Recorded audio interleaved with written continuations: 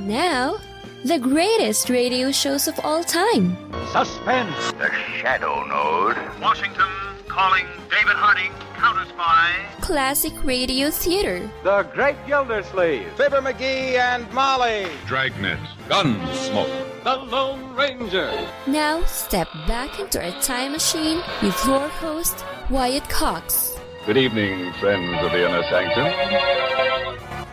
An episode of Willis Cooper's shocking show, Quiet Please. This was originally broadcast 74 years ago, July 26, 1948. The Man Who Stole a Planet. And we thank you for joining us on this Tuesday edition, 26th day of July, 207th day of the year, 158 days remaining till we get to 2023. New York, happy birthday. New York became the 11th state in the Union on this date in 1788. The office of the Chief Examiner, created on this date in 1908. In 1935, the office of Chief Examiner would become the Federal Bureau of Investigation. President Truman signed the National Security Act on this date in 1947, creating the Department of Defense, the National Security Council, the Central Intelligence Agency, and the Joint Chiefs of Staff. In 1952, King Farouk I of Egypt abdicated after a coup led by Gamal Abdel Nasser. Farouk was only 16 when, on the death of his father, King Fuad I, in 1936, he left Britain, where he was educated, to return to Egypt. From his accession to the throne throughout a reign which has ended in abdication, his country has been in the grip of political unrest and intrigue. How much of it was the fault of the king, only history can assess. Audio from 1952 from a British movie-tone newsreel. In 1989, a federal grand jury indicted Cornell University student Robert T. Morris Jr. for releasing the Morris worm, thus becoming the first person to be prosecuted under the 1986 Computer Fraud and Abuse Act. Space Shuttle Discovery launched on this date in 2005. T-minus 10 seconds, go for main engine start. 7, 6, 5, 3 engines up and burning.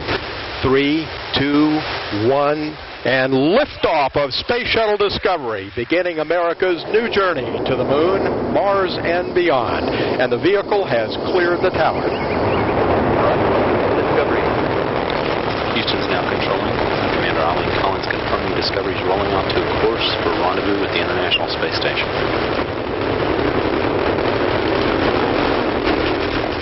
It was NASA's first scheduled flight mission after the Columbia disaster in 2003. Now, footage of debris separating from the external fuel tank at launch delayed further missions until July of 2006. And it was on this date in 2016, Hillary Clinton became the first female nominee for President of the United States. This is what I mean. None of us can raise a family, build a business, heal a community, or lift a country totally alone. America needs every one of us to lend our energy, our talents, our ambition to making our nation better and stronger. I believe that with all my heart. That's why Stronger Together is not just a lesson from our history. It's not just a slogan for our campaign. It's a guiding principle for the country we've always been and the future we're going to build. Clinton, the first female nominee for president by a major political party, nominated in Philadelphia on this date in 2016. Also on 2016, Solar Impulse 2 became the first solar-powered aircraft to circumnavigate the Earth. Passing away on this date in history, Republic of Texas President Sam Houston, politician William Jennings Bryan, also the wife of Argentinian President Juan Perón, Eva Perón, composer Frank Loesser, statistician pollster George Gallup, diplomat Avril Harriman, singer Mary Wells, the voice of Rocky and Natasha in the Rocky and Bullwinkle series, June Foray passing away on this date, comedic actors Patty Deutsch, And the last surviving major star from the golden age of Hollywood cinema, Olivia de Havilland, passing away 2 years ago at the age of 104. This is the birth date of, one of our listeners, Richard Graziano, celebrating a birthday today, and he was kind enough to buy me a cup of coffee, and I appreciate it. Also, Nobel Prize laureate George Bernard Shaw, author Aldous Huxley, The Brave New World, Tennessee Senator Estes Kefauver, actress Vivian Vance, who was such a talented actress and such a beautiful lady, and she played such frumpy roles with Lucille Ball, but she did a good job. She was very, very funny. Also, writer Gene Shepard, actor Jason Robards, also film director Blake Edwards, the father of Michael and Janet Jackson, Joe Jackson, film director Stanley Kubrick, and singer Dobie Gray. Gimme the beat, boys, and feed my soul. All those folks celebrating birthdays on this date in heaven. The Rolling Stones' Mick Jagger is 79 today. Dame Helen Mirren still acting at 77. 1976 Olympic gold medal figure skater Dorothy Hamill, 66. Kira Nerys in the TV series Star Trek, Deep Space Nine, and Gene Ritter in the TV series Wildfire, Nana Visitor, 65. Actor Kevin Spacey, 63. Sandra Bullock, 58. Jason Statham is 55. Best known for his time with The Bachelor and Bachelorette, Chris Harrison, 51. Actress Kate Beckinsale, 49. From Dynasty, Elizabeth Gillies is 29. And from Gossip Girl, Taylor Momsen is 29. Those some of the people celebrating the 26th day of July as their birthday. And if this is your birthday... Hi, we're the four freshmen, and we just want to say, Happy birthday to you! From 74 years ago, July 26, 1948, Ernest Chappell starring in Quiet Please, The Man Who Stole a Planet. That's up next on this Tuesday, Classic Radio Theater with Wyatt Cox, here on your favorite radio station. Though Arch Oboler received much praise for his works on Lights Out, he did not create the program. That was Willis Cooper. Cooper got a lot of other work outside of radio and had the opportunity to stretch his wings, if you will. Well, he got the itch to get back into radio, and he did the program Quiet Please, that originally was broadcast on Mutual in June 8th of 1947. It ran on Mutual for a period of time, then moved to ABC. Their last episode there was June 25th, 1948. 106 episodes broadcast, very few of them repeats. Quiet Please is, I have to tell you, a shocking program. Willis Cooper did horror, in my opinion, better than Arch Oboler. And Oboler was great at it. Let's listen to an episode of Quiet Please here on Classic Radio Theater with Wyatt Cox.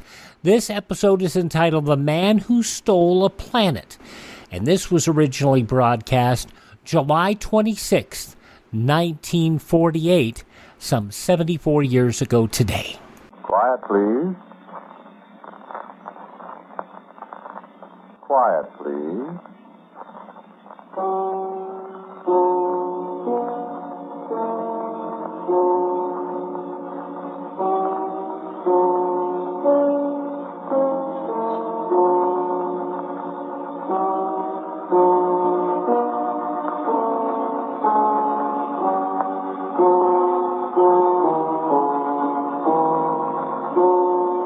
The Mutual Broadcasting System presents Quiet Please, which is written and directed by Willis Cooper and which features Ernest Chappell. Quiet Please for tonight is called The Man Who Stole a Planet.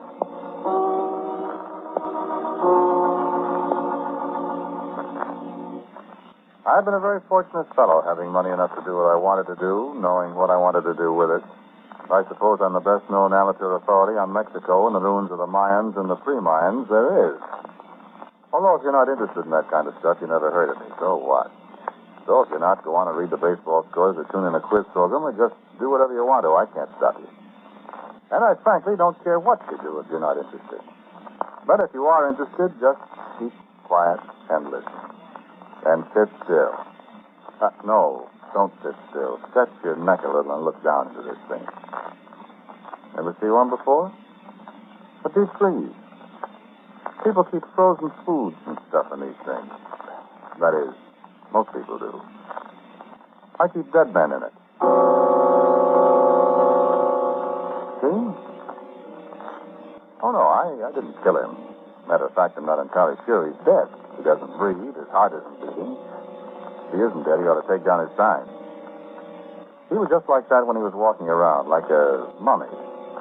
That outfit he's got on, that's the uniform of a very high priest of a race of people who inhabited a certain part of Mexico in the 5th century A.D. That fits him, too. It's his own uniform. Well, sure I know about these things. I've spent too many years at this business to be fooled.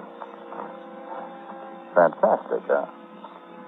Yeah, I know that's what you laymen expect to hear from archaeologists. Lots of stuff about walking mummies and weird curses and all that Boris Karloff routine. To take it from a practicing member of the profession, archaeology involves a great deal more grubbing in the ground and sifting wheelbarrows full of dirt than it does dodging zombies. However, here I am on a July evening in the year of our Lord 1948 with a house full of extremely dead high priests who were born in the Mexican jungle some 1,400 years ago. No, I didn't cart them back with me. No. They walked in on me. Take that supercilious smile off your face. Yeah, I know what you're thinking. More of that supernatural stuff. More of that H.P. Lovecraft stuff. That my blood froze in my veins of the eldritch, whatever that is, being that towered above me. Well, don't kid yourself. What you people call supernatural is just as natural as apples growing on a tree. The only thing is, our great thinkers, our figures out, they all stop when they come to something they can't explain immediately with their slide rules and their log tables and spectroscopes and stuff. And once in a while, somebody finds out something, and a little chunk of the so-called supernatural slides over into the field of exact science, and everybody says, I knew it all the time. My eyes.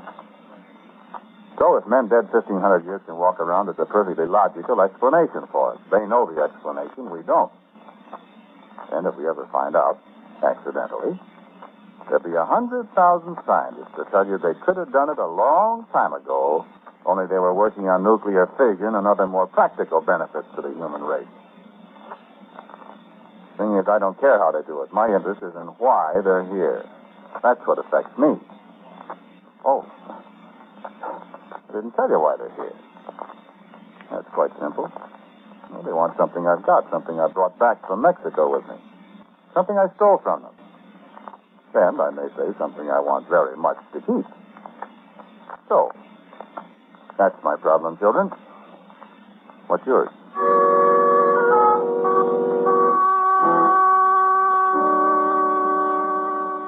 Oh, excuse me. I've been doing all the talking. This is my wife, my beautiful wife. Her name is Elizabeth. You can call her Liz. Look, don't let my husband fool you. He talks as if all this is very amusing and very simple. But believe me, he's just as frightened as I am. You can say that again, Liz. Be still, dear. You see, I was with him in Mexico. I wouldn't be here now if you hadn't been. Please, Norman. I'm an explorer, too. Though I'm afraid I'm not much of an archaeologist, but I'm a very good cook. And I'm the serious member of this family. So I'm going to tell you what happened without interruptions, I hope, because we think maybe you might be able to help us. I don't know how exactly. Neither do I. But you listen. And if you can, well, this was our 14th trip to Mexico.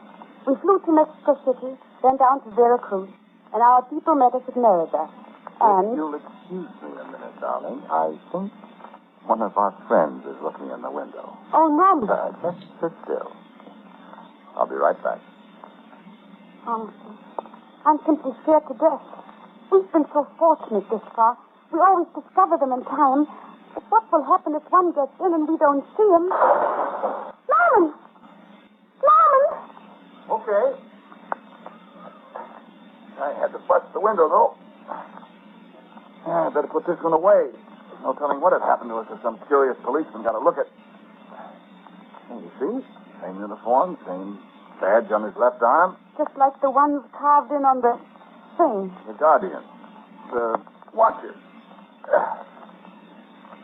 Okay, Priesty Weesty. Have a nice sleep. Oh, Norman, I wish you wouldn't be so flippant about things. Flippant? Listen, sweetheart, do you mind? I'm just about ready to go over in that corner and scream. If I see one more of these... I'm sorry. Oh, darling, hadn't we better take it back? No. Only, how long is this going to go on?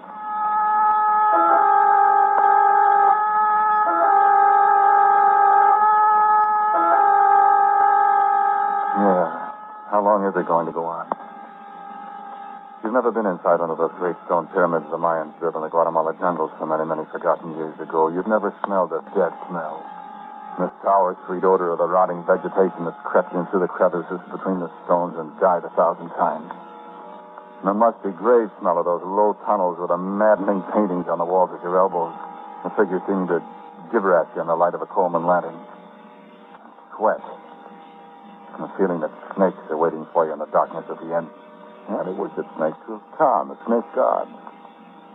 They tore people's hearts out. They hurled their beautiful daughters to the devil god that lives in a bottomless pit. We've been in the middle of all that a lot of time. Haven't we, darling? And the rites of spring and the harvest. The corn maidens dying horribly in the fields to preserve the fertility of the land. You got a right to be scared. We saw the pictures of what they did to their prisoners, the ones they thought had done evil to their gods. We saw what was left of the poor victims. You've got a right to be scared. You've outwitted them so far. And how long can it go on? Take it back, Norman. Oh, I won't. I found it, and this world of ours today can use it. It can do more good here than it ever could in a moldy underground room beneath the Teocalli. And where we found it. Tell them about it, Norman. And see if they don't agree you ought to take it back. I don't care what they say. It's mine, and I'm going to keep it. You hear me? I'm going to keep it, I said.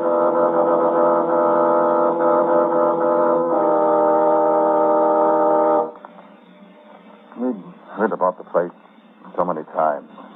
The place where the world lives, they called it. And the place where the world lives is what it's still called. Though the world doesn't live there anymore. Not since Liz and I found the deep galleries and took away the greatest treasure that the world has ever seen. All right, now you know. When you hear a little more about it and see it, you'll forgive me for being dramatic. The greatest treasure the world has ever seen. You'll agree. Well, tell about it. Will you take it easy, please? We finally found a place. Let's see if I can tell you about it. A wilderness of high grass, the kind of grass we'd never seen before, higher than our heads, sharp-edged as razor blades. Look at my arm. Loaves and insects hanging out of the 2-inch blades of grass, silent, and dripping, heat, and crawling things. How I found the place, I'll never know. There was nothing to warn us. We just flashed our way through one more stand of high grass, and there was the door. The door was open. A kind of ramp led straight down into darkness. Darkness that seemed to begin a little too close to the bright entrance. Darkness that made you shiver there in the horrible heat that covered us like a coffin lid. Yes, of course we went in. We lighted our lanterns, went in alone. Well, that was what we came for, wasn't it?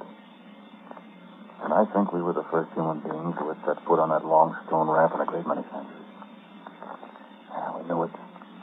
We could feel it. The passageway wasn't so bad. Except for the pictures on the walls, I think I'd rather not tell you about them. They were put there, of course, to give any intruder an idea of what would happen to him if he got caught in there. You wouldn't believe me if I told you. I want to remember this very clearly, Liz. You stumbled against something. It was the lever that opened the inner door. And the door opened, and I said, "We found it, Norman." And the door closed behind us. and our lanterns went out. I put out my hand for Liz, and she was still there. We stood there a minute. I got over my first fear. Liz was kind of moaning in the dark. Ernest Chappell's understated work brought this show to life, such as it is. Quiet Please from July 26, 1948 on Classic Radio Theater. You ever make a change and then think, why didn't I do this years ago? Well, that's how people feel about switching to Medishare for their health care, especially now with inflation the way it is. People are very happy with the savings. Most families save about $500 a month when they switch. It's a huge help when prices are going up so fast in so many other areas. And Medishare's customer satisfaction rate is double that of health insurance. It's just a different experience, and people really like that.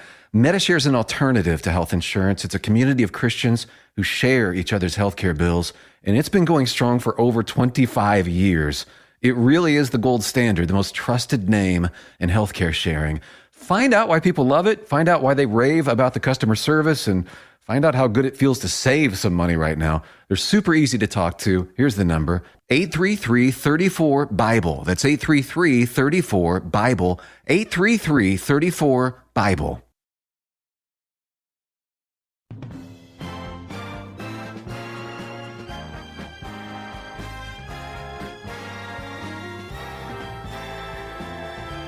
And thank you for tuning in to Classic Radio Theater on your favorite station. We're listening to an episode of Quiet Please and the Man Who Stole a Planet, as it was originally broadcast on Monday, July 26, 1948. In the newspapers of that Monday 74 years ago, these were some of the headlines. America's boisterous new Progressive Party wound up its convention last night by boosting Henry Wallace on a platform that says Russia and the U.S. share joint responsibility for avoiding war. The newly created, newly named party ended its first convention as it began on a note of song. The convention's lengthy Sunday session added a few planks to the platform and picked permanent officers for the party. For its presidential candidate, the party has Henry A. Wallace. Its vice presidential nominee is Senator Glenn Taylor of Idaho. The two accepted in speeches Saturday night. Then yesterday, delegates piled back into Convention Hall to adopt a 7,000-word platform. But by the time they finished the chore, a count showed only 351 of some 3,240 delegates and alternates still on the floor. And in the galleries, 187 onlookers stayed with them. America's top advisors on Russia and Germany met in the blockaded city of Berlin last night to map new moves in the Berlin crisis, which seems certain to result in a new Big Four conference. Reports which could not be confirmed by official sources said President Truman, together with the chiefs of state for Britain and France, were planning a direct approach to Prime Minister Stalin. General Lucius D. Clay, the U.S. military governor for Germany, who just returned from Washington, indicated there had been a shift in the U.S. position on the Berlin issue, bringing it into line with the British and French positions. He said the U.S. is prepared to negotiate on all of Germany, but not under duress. By duress, he referred to the Russian land blockade of Berlin. In their first note to Russia, the Western powers expressed willingness to negotiate on Berlin only. The Soviet Air Force celebrated Aviation Day yesterday with the great parade of air power in Russia's history. For 90 minutes, the skies over Moscow throbbed as the Soviet Air Force showed its strength, ranging from tiny one-seater training gliders to jet fighters and massive four-engine bombers. Watching below were thousands of plain Russian citizens, high members of the government, and foreign military observers. The Arabs will make another attempt this week to shelve the partition of Palestine. The Security Council will take up Tuesday at 10 a.m. a proposal by Farad el-Khoury of Syria that the Council seek a ruling on Palestine from the International Court of Justice. Several delegates who do not favor this procedure predict the proposal will be defeated. The Council will also take up charges by Israeli and Arab countries that each side has violated the UN truce. Cheering Yugoslav communists unanimously passed a resolution last night which called Russia's official Communist Party newspaper Pravda a liar. The Russian boycotted Yugoslav Communist Congress replied angrily to Pravda's accusations that a reign of terror has been instituted in Yugoslavia to keep communists in line behind Premier Marshal Tito. The Yugoslav communists, who refused to bow to Comiform demands that they purge their party leadership, shouted Tito, Tito, and raised their hands in approval of the anti-Pravda resolution.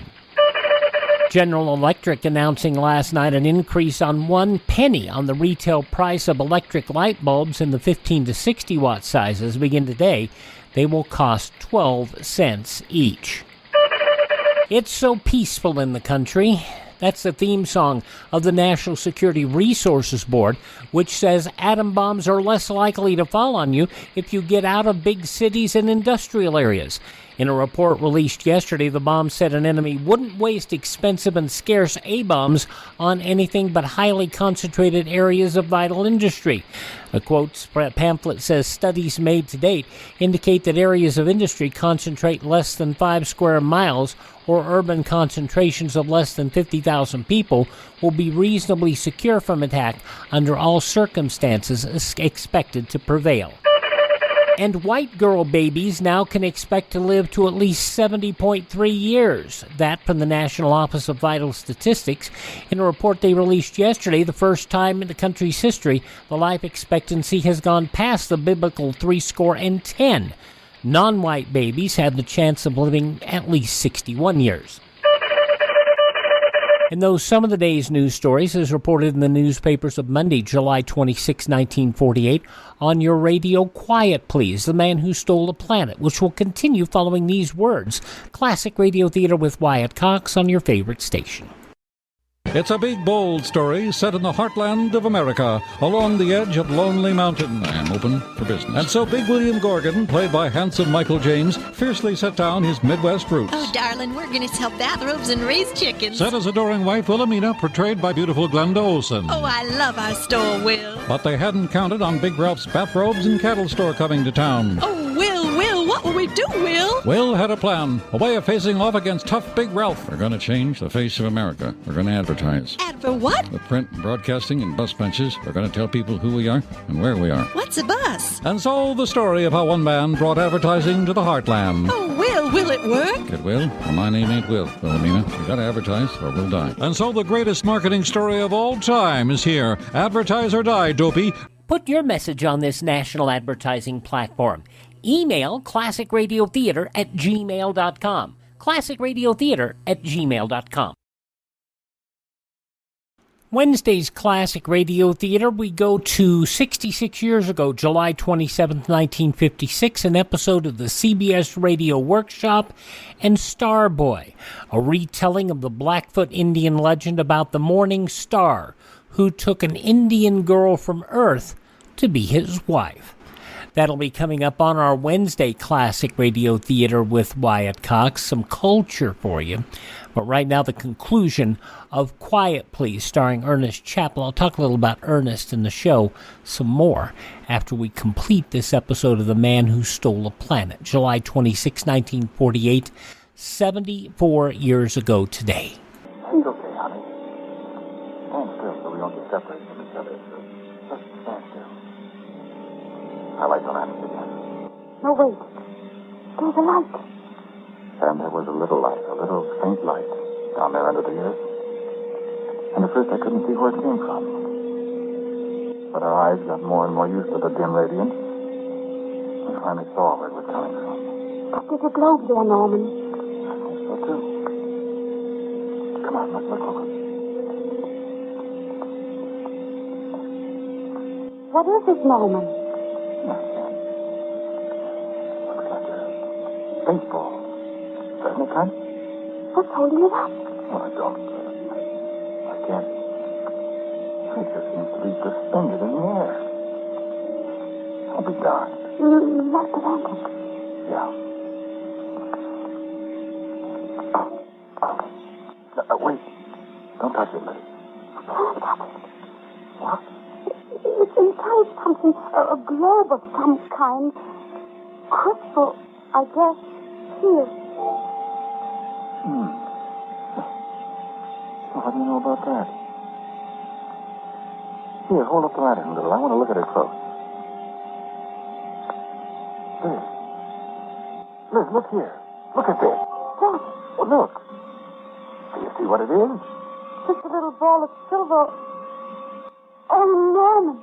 You see? That isn't possible. Liz, this is the greatest archaeological treasure anyone has ever seen.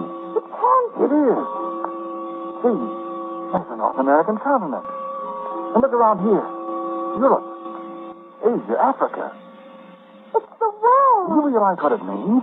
It means that these people knew the world is round hundreds of years before Columbus proved it.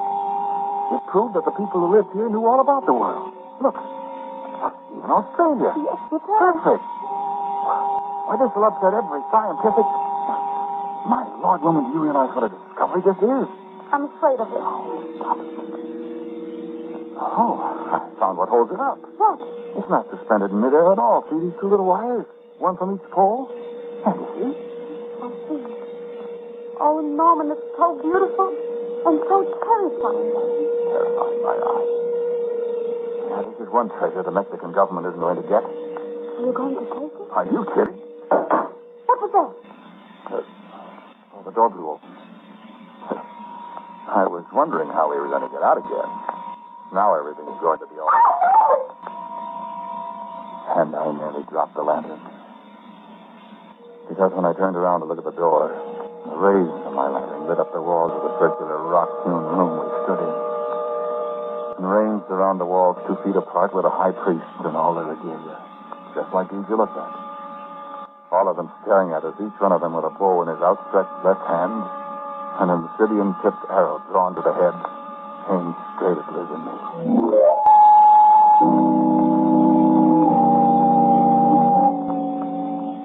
It was only a second before I realized they were all dead, that they'd been placed there long centuries ago, that they were harmless.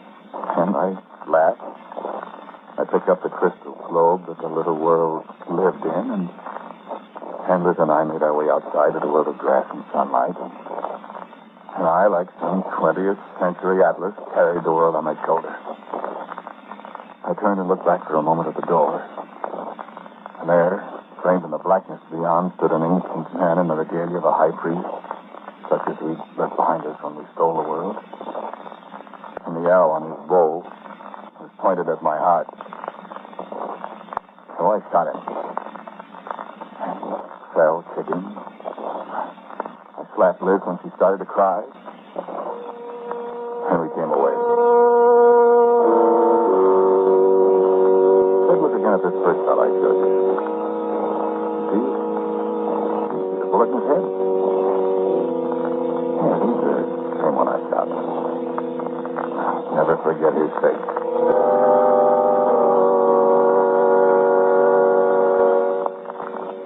Well, there isn't much more to tell. Is there, Liz? I think there is. Oh, that's right. Come in here.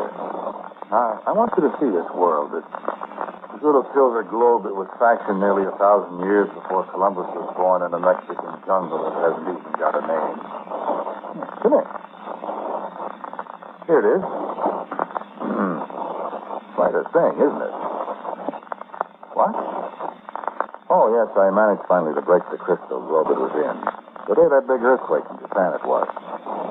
Yes, I don't know why it still stays suspended in the air like that. There's reason for it, of course. No, not supernatural. Perfectly natural if we could only find out why. But there's something else I wanted you to see. Look at it closely. Isn't it beautiful? The continents in relief. See the mountains, the Rockies, the Himalayas over here? And the ocean really looks wet, doesn't it? Wonderful workmanship. Oh, Norman, please. Liz. Here. Look at it with a magnifying glass. See anything? No, I guess you can't. You'd have to watch it for a long time to see. I was, well, I'll say surprised when I discovered it. For it's turning. Turning on its axis once every 24 hours. It's been revolving like that once every 24 hours for a million years, friend.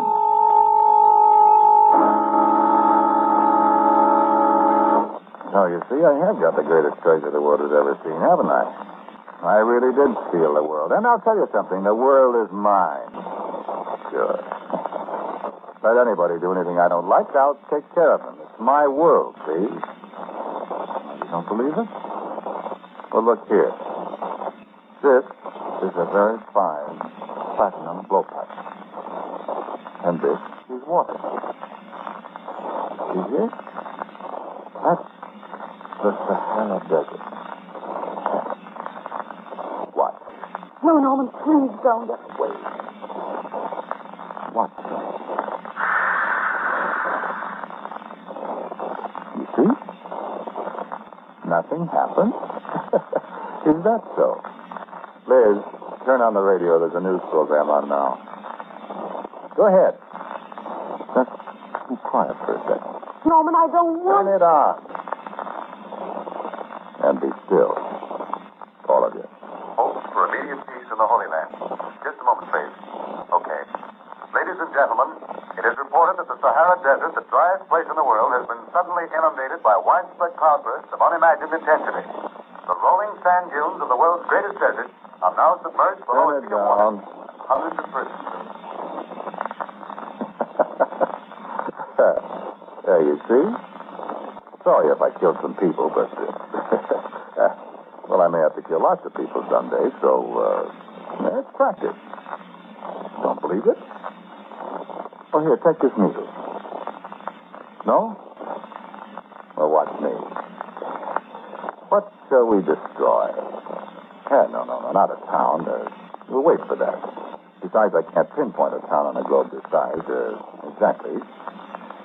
Let's see, where's this? Norman, please don't. Liz, will you sit down, please, and shut up? Now, I guess this is fairly uninhabited. Northern Minnesota, it's all deep forest there. And they've never had an earthquake. So, Norman, just jab it a few times with a needle. Feel that? That, friend, is an earthquake a few thousand miles away. A very severe one. Liz, turn up the radio. I don't want to. In such a time of world unrest, Mother Nature herself takes a hand and shows her own power. Yes?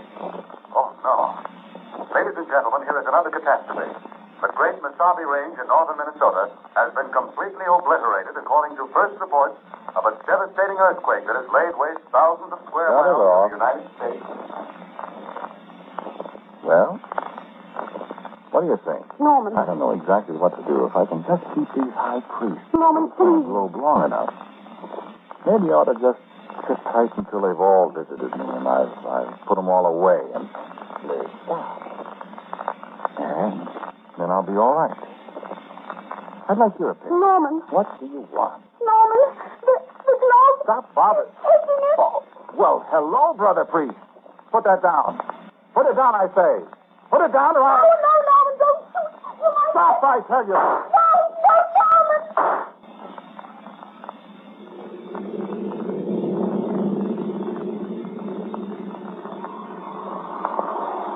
Cut.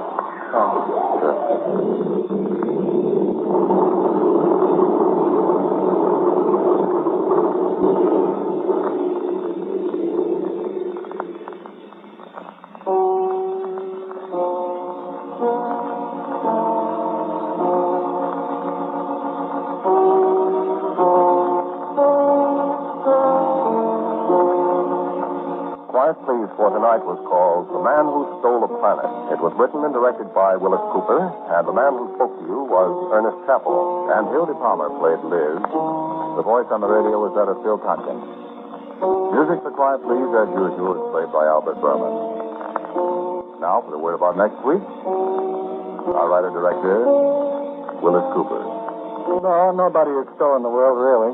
Everybody in the studio is, at least at this moment, still alive, and while they were on the air, they represented nobody living or dead, or you wouldn't have lived to hear the story. So for next week, I've written a story called It's Later Than You Think, and I hope you'll listen.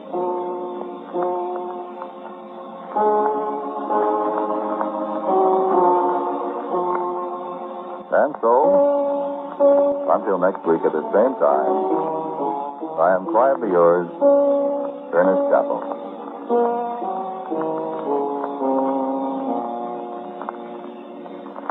Everyone is aware that the high cost of living keeps going higher. But did you know that the cost of dying is also going up? Last year, the price was $2,200,000. That's right. $2,200,000 was the price we paid for 1947 traffic accidents which injured 1,100,000 Americans and killed 32,000. We complained about the cost of helping the war-torn countries of the world, and yet we recklessly squander lives and dollars and file the expense away under the caption, "Isn't it a shame it had to happen to them?" We forget that a moment's carelessness on our part might result in it happening to us. Whether you're driving or walking, obey all traffic rules. Look right, look left, look ahead, so you won't be looking up from 6 feet under. Be careful. The life you save may be your own. This program is heard in Canada through the facilities of the Canadian Broadcasting Corporation. This is the Mutual Broadcasting System. July 26, 1948, Quiet Please on Classic Radio Theater with Wyatt Cox by Richard Hand in Terror on the Air. Said that the program was a subdued, slow-paced, and more quiet atmosphere that could still, at its best, match Lights Out for fright and thrills. Ernest Chappell had ample experience in radio, but mostly as an announcer. With Quiet Please, Cooper gave Chappell the chance to act, and the result was a revelation. Chappell proved himself to be versatile in accent and delivery. And my thoughts? It was such understated horror that it truly was frightening. Like many shows of its type, Quiet Please found the bulk of its success after it left the air. Quiet Please on Classic Radio Theater with Wyatt Cox. Please thank this station. Support their advertisers. It's their kindness and courtesy that allows us to be with you each and every time you roll around here on your favorite station. Also, if you miss a day, you don't have to miss a show. You can catch our shows through my webpage, classicradio.stream. You can stream the shows there. We also have a list of other places where you can download the shows for listening on demand. We also have the ability to contact me, and you can also buy me a coffee, like the birthday boy did. Thank you again, Richard, for that. Your support of the show, as well as others, is greatly appreciated. Thank you so much for listening. Tell a friend the great radio shows are right here at this spot on the dial. Classic Radio Theater with Wyatt Cox on your favorite station. Have a great Tuesday.